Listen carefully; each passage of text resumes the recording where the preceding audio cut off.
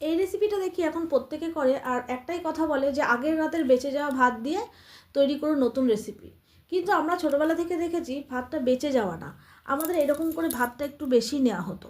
যেমন আমিও এখন কি করি, চালটা আগের দিন একটু বেশিই নিই, যাতে করে ভাতটা একটু বেঁচেই যায়। আর সেই বেঁচে যাওয়া ভাত দিয়ে যাতে একটু ভাত ভাজা করতে পারি, যেহেতু এটা সবার সব প্রিয় খুব খাবার একটা, সেই জন্য আমি তাই করি। দেখো প্রথমে আমি কি করি, কালো জিরে আর শুকনো লঙ্কা ফোড়ন দিয়ে পেঁয়াজ আর একটু রসুন কুচি দিয়ে নিই।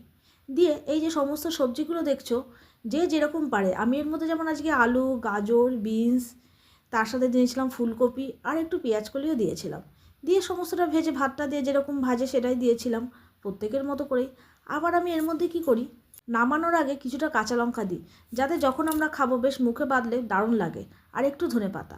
আজকে আমি এর সাথে ডিমের মামলেট করে নিয়েছিলাম, কিন্তু আমার এর সাথে বেশ বাসি ফুলকপির গা মাখা তরকারি এটা বেশি প্রিয়। তো তোমাদের কিরম লাগলো অবশ্যই জানিও।